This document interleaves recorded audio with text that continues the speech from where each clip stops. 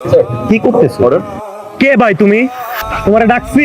Sir অনেকক্ষণ ধরে বসে আছেন, ভাবলাম কোনো কিছু অর্ডার করবেন কিনা। অর্ডার লাগলে ডাকতাম না? এই ওয়েটার এদিকে আসো, বলতাম না তোমারে ডাকছি? It's okay sir, no problem. পরে কিন্তু আমি ব্যাক টু ফাইট করে দেবো। রেস্টুরেন্টে কাজ করতে আসছিস, কাজ করবি, তাদের কিছু খেয়াল করে লাভ আছে? খারাপ মানুষের দিকে যত বেশি তাকাবি হতাশ হবি, রাগ হবে। এখন তোর সিদ্ধান্ত, তুই কি ভালো মানুষগুলোর দিকে তাকাবি নাকি খারাপ মানুষগুলোর দিকে তাকাবি? বাবু I am sorry Babu, please Babu, I am sorry Babu. It's okay.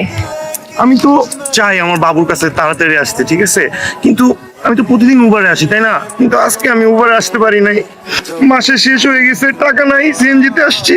তো আমাকে বলো নাই কেন? আমি দিচ্ছি। পেট পুরাই লাগছে বাবু, রিল্যাক্স, তুমি বসো না। আমি ওর ব্যাপারটা দেখছি। বিশ্বাস করেন স্যার, আমার চোখের মধ্যে গান্ধীর পোকা পড়ছিল। চুপ করো তুমি। গান্ধীর পোকা পড়ছে আমি লক্ষ্য করে দেখছি। তোমার কোনো হুঁশ নাই, কমন সেন্স নাই। তুমি কি করে কাস্টমারের গায়ে কফি ঢালো? স্যার স্যার কি হয়েছে? শোনো নাহিদ, ও কাস্টমারের গায়ে কফি ঢেলে দিস। বলো এরপর কি ওর চাকরিতে রাখা উচিত? কি হবে বিল্টু? তখন আমার চোখে গান্ধীর পোকা পড়ছিল, তাই আমি ঠিক এই জন্য কি কফি ফেলে কেউ গায়ের উপরে?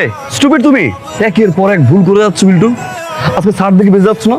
স্যার দয়ালু, স্যার দয়ার সাগর, স্যার মহান, স্যারের কারণে শুধু তোমার চাকরি থাকবে। আমি জানি স্যার এবার মাফ করে দেবে, কিন্তু বিল্টু পার্দার যদি এরকম কাজ আর করছো তখন কিন্তু স্যার ফায়ার করবে কি আমি ফায়ার করে দিব। সরি বলো।